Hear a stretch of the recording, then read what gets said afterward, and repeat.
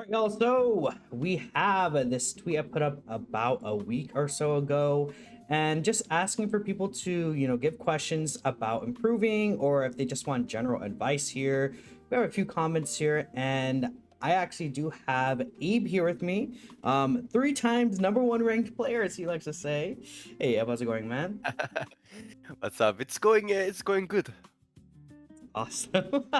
No, but we're just gonna go ahead and take a look at your comments here, and I would say, just heading into the game space generally right now, how are you feeling about the game in terms of like maybe a new player getting into the game, or like what's one thing you would say that people really need to, I guess, think about a little more that the game doesn't really explain? Like, just if you're just someone brand new, what's the first thing you would kind of tell them? I mean, obviously, it is a team game. It is a team-based game. You are supposed to coordinate with your teammates, and the fun part of playing this game alone, especially, is the chaos that ensues when there are 4 people on each team that are playing alone, trying to figure out how to make stuff work, right?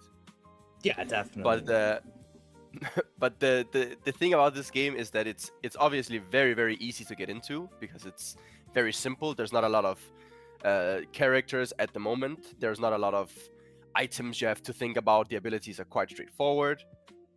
So a lot of people come to this game from other Dragon Ball games most of the time, is what I've like kind of noticed. There's not really a lot of MOBA players that come to play this MOBA because they obviously have their respective MOBAs like League of Legends or Dota or whatever already.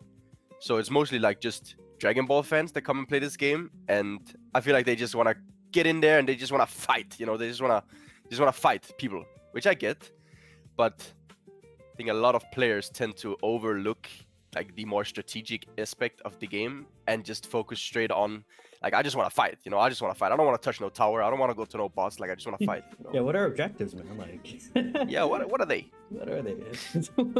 No, but I definitely agree there.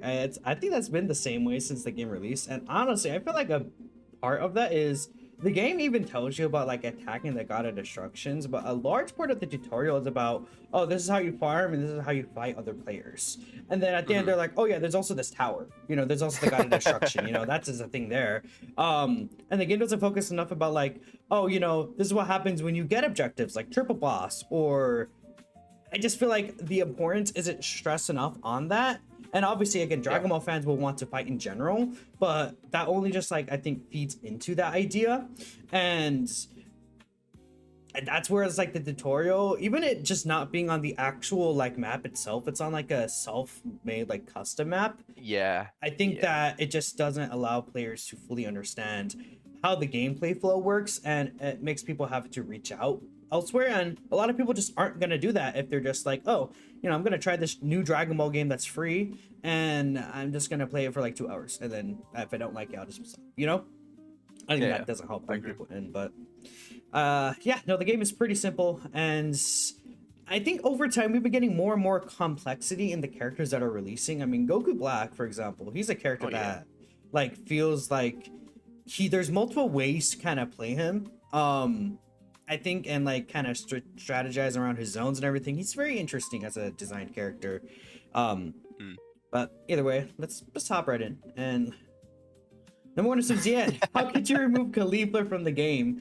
Honestly, I feel like Khalifa is a character that a lot of people, especially early on, may struggle against because her provoke ability could be very annoying, and I think people like kind of don't understand to combat it. I feel like most of the time you just have to keep account of when she provokes you and when it will be like expired, because for example, if you have Tao and you try to escape with that helper, if you're provoked by Caulifla, you're just going to get stuck and aim at her. Or if you use any of your moves that could warp out of a situation, like let's say you're playing Trunks, you use a skill 2, if you're provoked you can't get out, and I think a lot of people get stuck by that.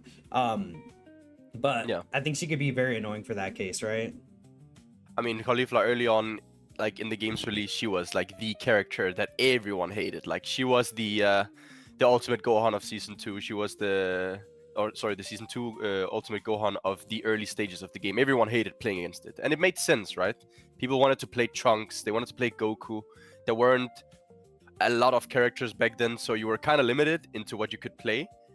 So Caulifla just there's a difference between OP and like annoying, but Caulifla was both. That that was the problem. She was literally both. So she was annoying to deal with, and she was really really strong. So she just stuck onto you, and you could never do anything. And that was obviously very annoying. But I feel like she's kind of gotten power crept, not like in a way. It's a MOBA, so you don't really get power crept, but it's more like there's a lot of characters have been released that actually deal with her pretty well, especially on the DPS role, which she mainly counters because of her provoke and the way her kit is. So, I mean, Caulifla is still an issue for new players, I guess, people that don't play the game as much, just because. But it's mostly because she's annoying at this point. She's not really OP anymore, I think. I mean, at this point, she's also received like multiple nerfs as well. Ever since basically season 2, like even in like at the start of season 2, she just like got a nerfer and cooler, just got like gutted a little bit. Which is kind of crazy considering that cooler I feel like was considered as like at least the second best tank in the game during season 1 or around that time, and then now it's like he's kind of mid, and that just shows you how the game can change in a lot of ways. But yeah, I don't know if you got a lot of replies on Cooler. Like, I don't know where you put Cooler in your tier list exactly. I saw he was like lower. I know I had Cooler like on the lower end of tanks, and people were like, "What? You're underrating Cooler?" And it's like, but it's because most people just like they watch it through the lens of, oh, this character does so much damage. Like when I play Cooler, he kills everyone. It's like, yeah, I can play Cooler too and kill everyone, but it's not always the best thing. It's always not always what you need in a team comp. So. Exactly, but how do I boot up the game without feeling an extreme sense of dread? I feel like maybe. What are these troll responses, man? I don't know. Trolling, dude. These guys. Oh my goodness. I mean, I would say though, I feel like a lot of people like sometimes force themselves to play something or do something because they feel like it's just like, oh, it has to work. Even when it comes to like just playing certain characters in the game, they're like, oh man, this character is meta, I have to play them. But if you're not like feeling the character or like think you're comfortable with them, you could always switch off or just do anything else. Like you don't also have to force yourself to play the game, right? Just because they're a meta character. Like, yeah, that's kind of something that I think a lot of people could kind of understand better. I think we kind of have some actual good now we have some real replies here, it looks like, but yeah. Guts says, when is it better to go to a boss fight and when to try and max the tower? And then, is there ever a scenario where you possibly let the enemy max for you to do the same / engage in a boss fight? Or generally, is it better to always stay in defense? I'll let you answer this one because I think I've been kind of giving my input first here. I mean, this is obviously a question that relies on a lot of different variables. It's dependent on if you have Godku on the team, because he is kind of the guy that does this the best, because he is allowed to defend while also having boss presence with his ult. So if you have Godku, I'll just say just stay and defend for the most part on your tower, and then just ult, to try and secure the boss. If you don't have the luxury of having a Godku on your team, it is a bit more nuanced. A lot of the time, it is not really ever worth it to let the enemy max, ever, pretty much. I would say there are certainly cases where you should be trying to go for the tower, especially if you're playing solo queue and your teammates are doo-doo. You don't rely on them, they're under-leveled. Like, let's say you look at your Super Saiyan 3, he's level 5 before the boss. Like, you're not getting that boss, bro. I'm sorry. Like, you're not getting the boss. Just go to the tower, or defend in that case, depending on what you need. So you have to kind of look at the game state. And a lot of the time, even like if I'm playing tank, especially right now, because of the current meta, like I'll just go tower anyway. Like if I play solo queue tank, I'm never at boss, to be honest. I'm just tapping tower because I'm either playing Bardock or Bulma or something, Vegeta, base Vegeta. I'll just go to the tower and tap, because the amount of damage you do to towers, it's just too valuable at the moment. Yeah, and I think even chipping is still just like so strong, especially with just I mean, we have Dende now, Tau, like they just allow you to get tower chips for free a bit too much. Yeah. Another thing I would say is kind of adding on to your point earlier, you gotta learn just when to cut your losses sometimes. Like if they're just underleveled compared to the team, and they're already going to be there at boss, or or if they're already going to be there at boss before you, and it's like, if it's Nappa, Gekishin, it's not like the worst thing in the world to just give a boss and then at least gain something from it, because at the end of the day, as long as you're gaining something or catching up with the team, you're still at an even footing. Like, okay, this team gets the boss, but I take like 80% of their bottom tower. Then it's like, okay, well, at least you're not at a complete loss, rather than letting them take the boss and then also going in and just dying, because then you just lose everything, and you might even lose a tower from that as well. So that's why you just gotta gauge, when to do certain things and when to not do certain things, when to just at least just farm and just keep up. Like if they're busy on boss and your DPSs are like 2 levels behind, then if they can go on farm, and then maybe you can go chip the tower down a little bit, like that would just at least kind of catch you up. Because I feel like at least currently, I think it's easier to kind of make a comeback right now in the game state than it was like in earlier seasons. I feel like earlier seasons was a lot more snowbally, especially with like, I feel like how Snowball used to work. It's like you gain 1 team fight win and you have like 3 or 4 snowball stacks, and then you just have such a huge advantage, because then you maybe wipe out the other team snowball stacks, and it's just hard. It's harder to make that comeback compared to it is now, especially with, I think Jacko and Yakon have pretty good boss buffs, honestly, and by that time you would have ample time to catch up and at least be competitive in those situations if you are outplaying them. But it all depends, really. It does. Solo matchmaking should only be with solo queue players in open ranks, exactly like solo Gekishin Cup. I mean, yeah, in a perfect world. Yeah, exactly. I just wonder if this would like bring, it would have to be done in a state where there's a lot of people like coming back to the game, like an anniversary or something like that, and then it's like, oh, they introduced this as well, so it's like, oh, I played in season 1, I hated queuing into full stacks, but now I could queue solo versus solo. But it just depends on how many players there are. But because at the end of the day, like if there's not enough players, and splitting the queues could also be an issue. But the game already tries to kind of get you, if you're like solo queuing, I feel like a lot of times if you're 4 stacking, you usually queue into another 4 stack unless you're just like no one else on, right? Yeah, exactly.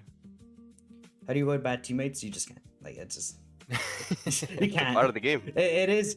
I think it's any game you play, you're always gonna run into a bad teammate at some point if you're just like playing by yourself. It's just how it is, right? And it's about working around it and taking what you can. And you're not gonna win every game either, but it's like what Abe said. It's like sometimes if you know you're not gonna rely on your teammates, like if you're playing tank, just keep chipping towers, right? Or taking what you can where you can, right? Yeah. I still don't understand the game plan for Yakon. Is waiting for the fill the gauge phase to ult, depending on your character, the best way to secure him? Say if you're playing Hit or Trunks, how would you deal with Yakon since you have very little energy attacks? I think it depends, really. You're gonna say something? Yakon is still like, even for me, like it's still kind of a mystery to some extent. This boss is just weird because it's hard to overcommit. It's hard to like, he's very tanky, and at the same time, I don't think most of the community know this, but I'm just gonna say it in case they don't. There is like a mechanic in the game that makes you do less damage depending on how many bosses you have.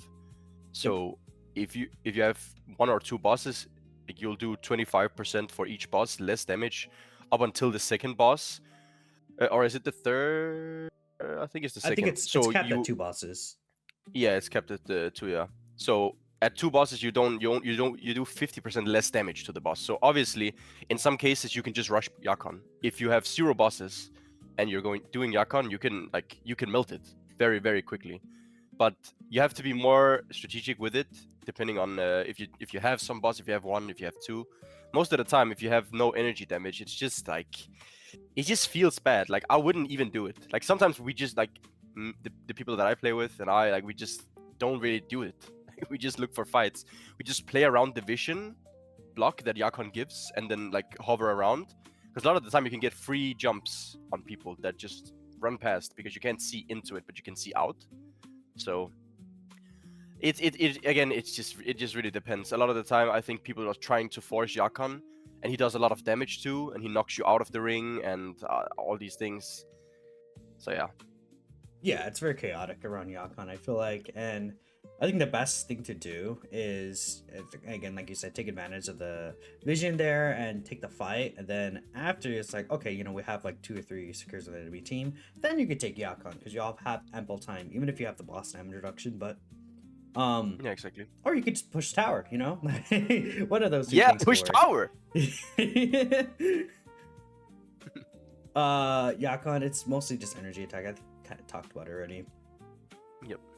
Where could you get an eviction notice for Boma's house? I think one thing that people can keep in mind, I guess, is like AoE attacks do still damage characters that are within Boma's house, including her and her house as well. So keep that in mind. Then how do you combat characters or people who don't engage in the early phase of laning? So like, you know, God who's sitting back and just like shooting at the Kai. I mean, the best way to like deal with this is you can't really do anything. You can't really force yourself onto Godku a lot of the time. So the best thing that I've found to be is just to go for the Kai. Like wait in the back, like wait, don't show yourself until the Kai spawns. When the Kai spawns, you just go for it.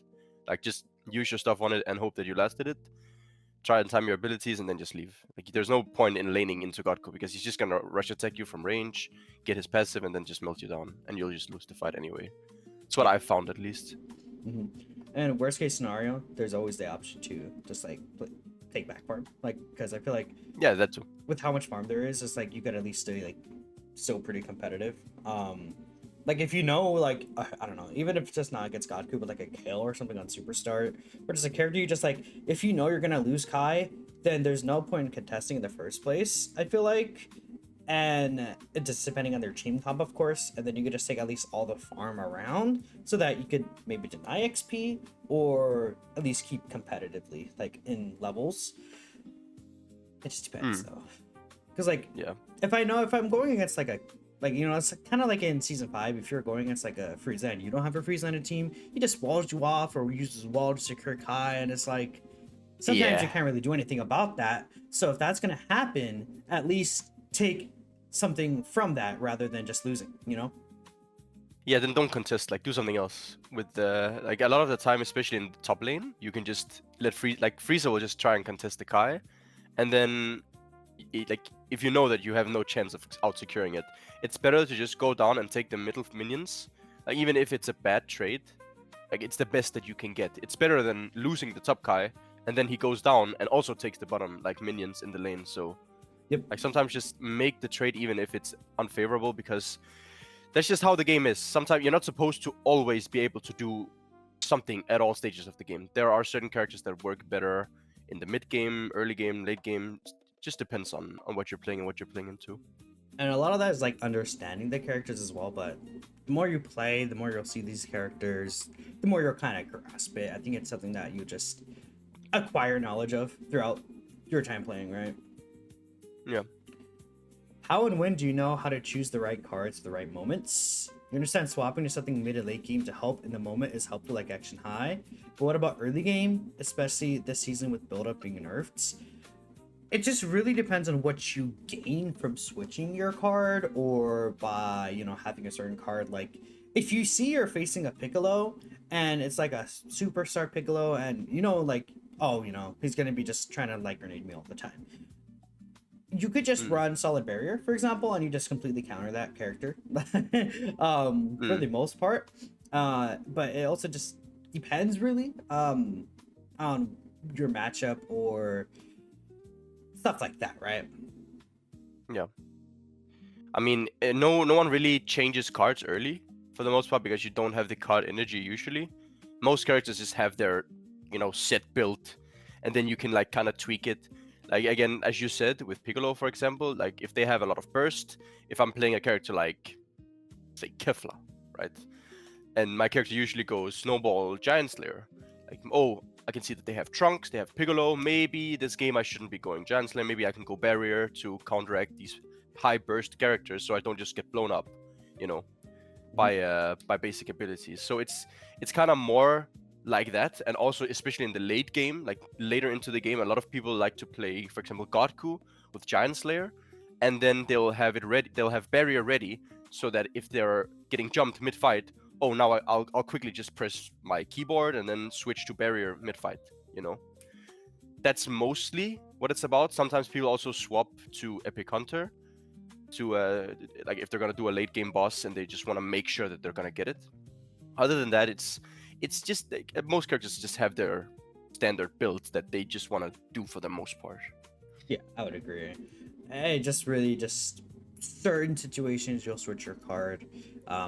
It's not a very super common occurrence, I think, for many characters either. It just depends, really. Yeah. How does skill priority work? Is it more in the sense that you need to max this out as soon as possible, or just even all the skills out but get this one upgraded first when possible, or is it character specific? I would say it's just character specific. Like, there's not really much to say beyond that. It's like, okay, you do want to get this skill maxed out, but make sure you also prioritize your ult. Or at this level, you get their certain skill and you could skip out on, like, for example, at level 7, if there's a character who really wants to get like one skill and their ultimate maxed out, you could skip upgrading one of the other skills. Like, let's say if you're playing, I don't know, like a character like Ulthan, I think a lot of people like to skip upgrading like skill 1 or skill 3 at level 7, and then at level 8 they max out their skill 2 and their ultimate. Or like Cooler, for example. I know some Cooler players like will skip their skill 1 and 3 just to max out their skill 2 and their ultimate at level 8. Yeah. It's really just about also playing and like seeing what skills you like and what skills you're feeling more comfortable with throughout the match. It could even be based on matchup as well, but it's mostly just about making sure you do focus on those skills that are like most recommended, though. Yeah. Any solo queue characters you can think of you're tired of B ranks because you're bots? I mean, it's pretty easy to, like, in tanks, I think Abe said this earlier, but like Bardock, Bulma, and Super Saiyan Vegeta are actually pretty good for solo queue because you're just able to run down that. I think if you're running solo queue DPS, it is nice to get a character that can at least secure bosses, because you're gonna want to at least prevent getting tripled. So if you could like secure a boss or something, that would be useful, I feel like. What do you think? I think the whole idea is, you know, there's not a character that is gonna get you out of B rank, if I can just say it, you know, in that sense, because you can play anything, especially in lower ranks in this game. It's mostly like, again, you have bots on your team. You have like 2 bots, I'm pretty sure. Enemy team has 2 bots. If you're losing in B rank and below, like, that is on you. That has nothing to do with the character you're playing. That has nothing to do with anything. Obviously, you will have an easier time if you like you said, Minato, like, you play characters with a secure, the character has high mobility, for example, it has high burst. Like, you will have an easier time, sure, but in the end, you're still gonna lose if you don't know what you're doing, or if you're not doing the right things. Most of the time, people in lower ranks, they just don't touch objectives. They don't go for the towers, like, especially the towers. It's not just enough to always go for the boss. You have to tap towers. Even as DPS, you have to tap towers. Otherwise, you're not gonna win. It's like, you can have the ball in football as much as you want, but if you don't actually shoot and you don't actually score goals, you're not gonna win. So you have to get the towers in this case, and most people just don't do that. And I think you can do that if you're playing Bojack in this rank. You can play it if you're playing base Goku, but again, there are certain characters, like you said, for tank, it's like Bardock, Bulma, Vegeta. DPS, like base Goku, Daima Goku, even Kefla as well. But again, I wouldn't focus too much on it. I would just play what I want, what I like, what I want to play, and then just focus on my decision making, and then you will automatically just climb, and it's gonna be very quick, because the game, you know, will reward you for playing this way, or for focusing on objectives a lot of the time. Yeah, that's fair. I think we kind of covered this question in another response. I'm not sure if there's anything else we could add here. Like, good thumb of rule to know if you should just commit to bosses or not. We kind of talked about that earlier as well, like with the divine cards. Yeah. There's not much really to say from there. Just mad at solo queue. I mean, I A lot of get people are mad at solo queue, huh? it. Oh, really, man? Oh my goodness. I know it's like there's a reason they're not ever gonna add team chat, but A lot of bad words are gonna be said. Yeah, that's for sure. There's gonna be like 11-year-old Timmy, and then like a 25-year-old dude is gonna be like, "What the fuck are you doing?" Nah, I mean it's so hilarious because you can just tell who haven't like played. Like you just know, like if someone is complaining about solo queue in this game, you just know that most people just haven't played these games before. You know, I've played these games before. You know, I've played League of Legends, like like multiplayer games. I'm sure everyone has played multiplayer games, but these team-based games, it's so funny to me, like seeing all of these people like hate, like legit. I've seen the grown-ass men, like I do it too, obviously, of course, but like it's so fun seeing us grown people like losing our minds in this very, very simple, very special video game, which is Gekishin Squadra. And it's like, yeah, I mean, it's sometimes it bothers me because I'm sitting here like this game is so simple, right? It's almost like taking the square block and putting the square block into the square hole, you know. And then I'll have a teammate and it feels like he's taking the circle block and putting it into the square hole. It's like, bro, it's not gonna fit. Like it's obviously it's not gonna work, you know. Yeah. So I get it, but it's like, I mean, you will always have bad teammates, but so many people overlook the fact that you will also get good teammates. But I understand that you don't remember it as much and you don't care as much because it's like, yeah, whatever. But like a lot of the time, the bad players are they're also on the enemy team, guys. Exactly. And it's right? and it's really important to not just think that the world is out to get you because it's not. So pretty much. And it's like, I feel like, you know, especially we talked about this earlier, where it's like this game is a lot of, I would say like 95% just Dragon Ball fans, and it's like, you know, the 5% is like, oh, some mobile players maybe looked into it. Dragon Ball doesn't really have like a, like if you think back into the past decade or two of Dragon Ball games, like there's not really like a team fighting Dragon Ball game. Like the only other game that's like you worked together with a team was Breakers.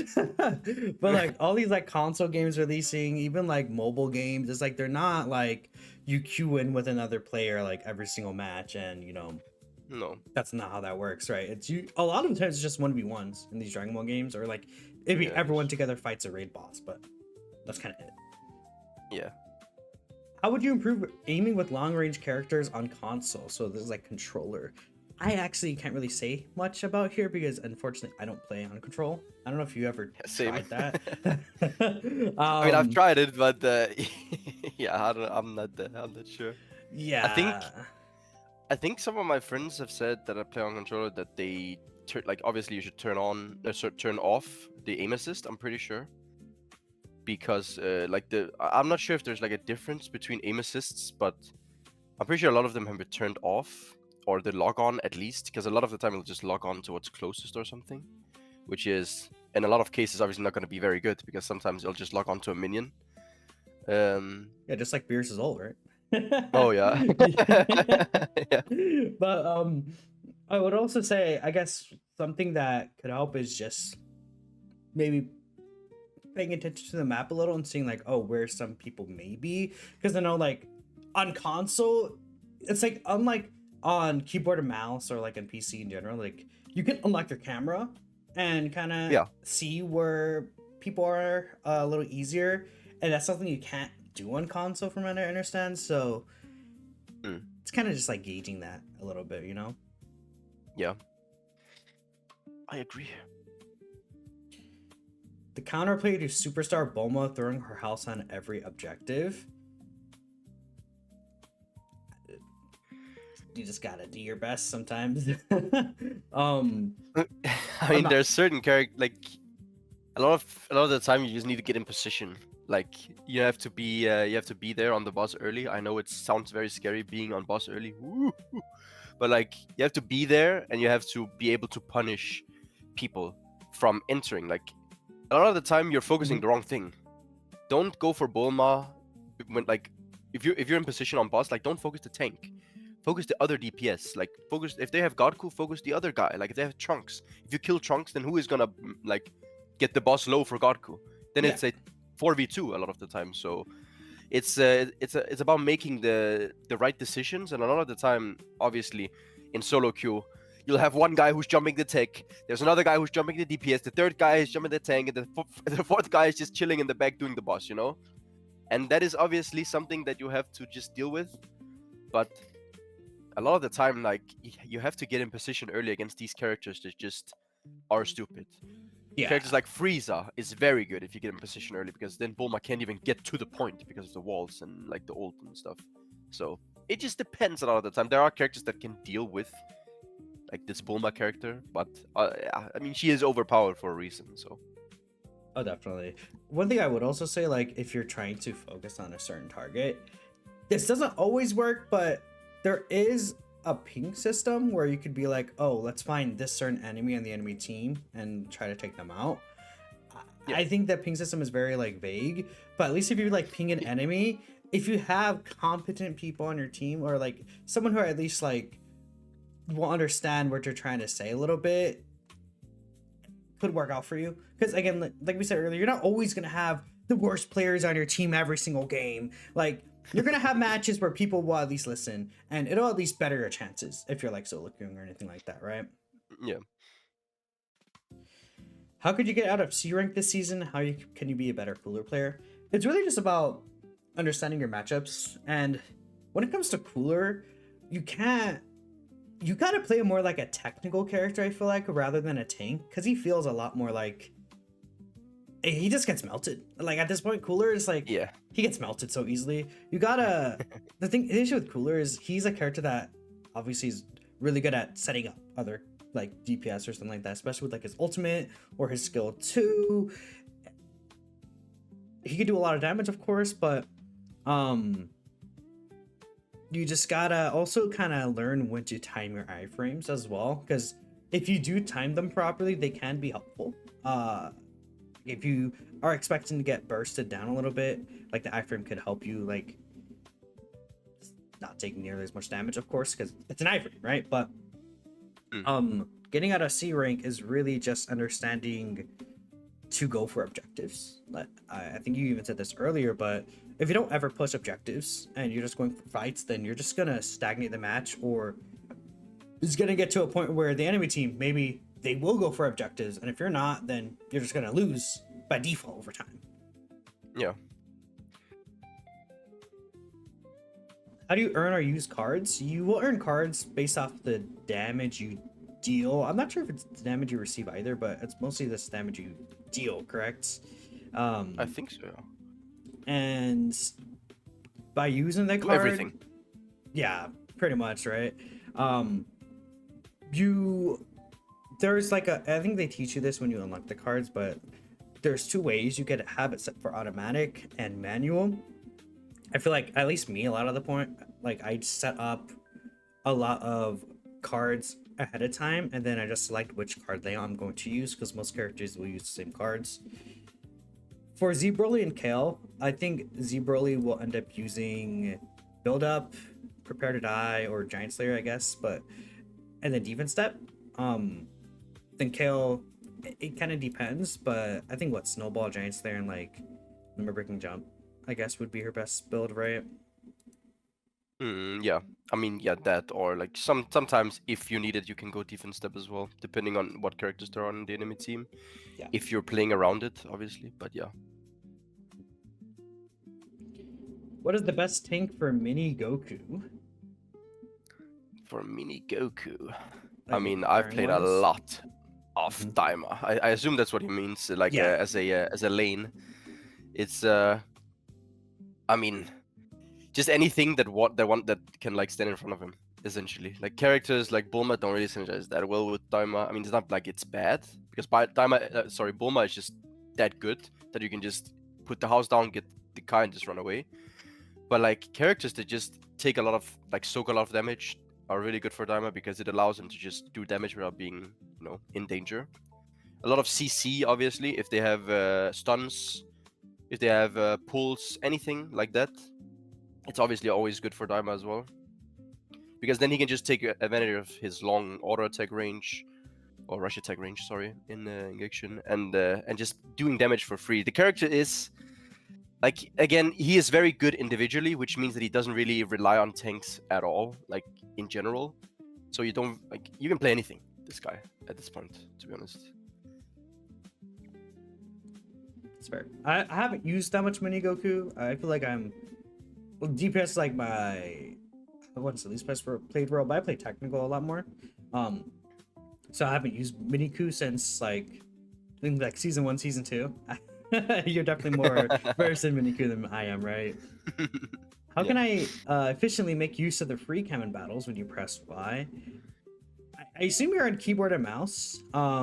If you are on keyboard and mouse, then I would actually recommend trying to switch free cam unlocking into another button. Like I have it on, like if you have a mouse that has like side buttons, that's what I use personally. It's like, okay, if I want to switch into free cam, I click one of the side buttons of my mouse so I could move the cursor and see what's going on.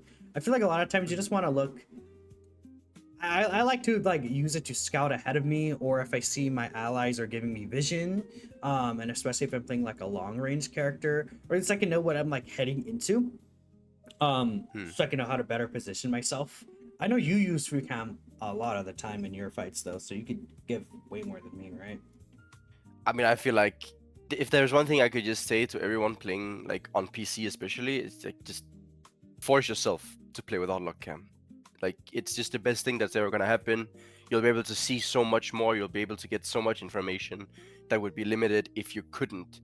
Like if you were just looking at yourself. It's not a good habit to only be able to only look at your own character for the entire game. You're missing out on, oh, I don't know if my enemy used his ultimate. I don't know what his HP is. I don't know where he's going.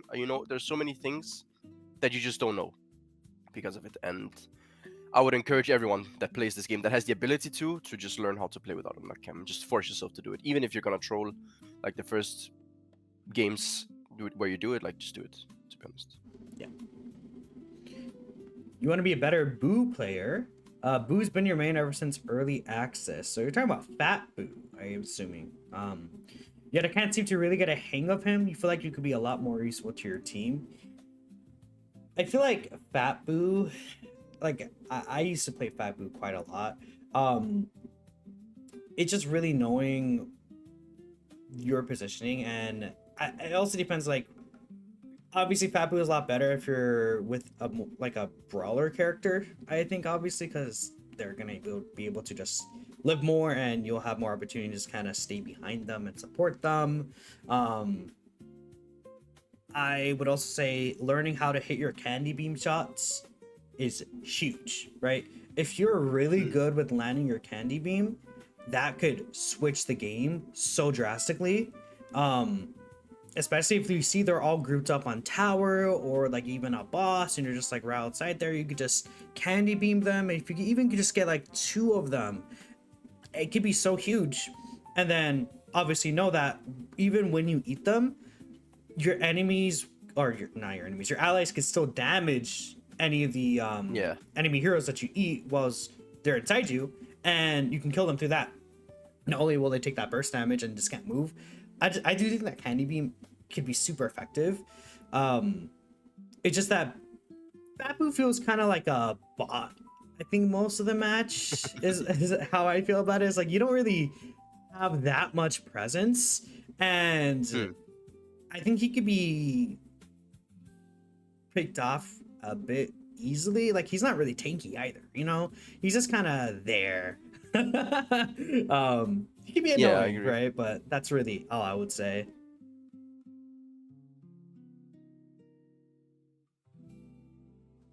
How do you deal with being the only person against 4 real ones? It's just kind of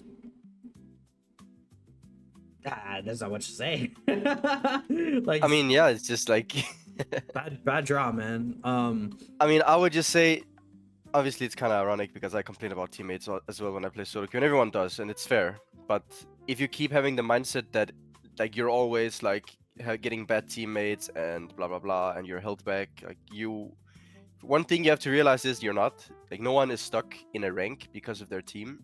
And second of all, you shouldn't it helped me when I played League of Legends back in the day, like focusing on what I can do better because there's always something that you can do better. I have had plenty of games where I've played DPS when I played my solo queue to S rank on DPS where I got to S rank without losing a single game. Like I have had plenty of games where I had very, very, very bad teammates, but I just played so much better than the enemy that it didn't matter. And that is what you should be focusing on because you can essentially do something like every single game if you're good enough. So yeah, you'll get very bad teammates for sure. You'll get it a lot. Everyone does. But don't let that hold you back because in the end, I'm sure that there's something that you could have done in every single of those games where you lost, where you blamed your team. There is for sure something you could have done different to even win the game. I've seen people have like 20 kills, 5 deaths, and I'm like, you have 20 kills, 5 deaths on base Goku, and you lost the game. How? And it's like, yeah, my team didn't do anything. It's like, you have no tower damage. Like, okay, but I can't defend a tower, boss, everything. Oh, but you didn't get any boss. It's like, you're just going for kills.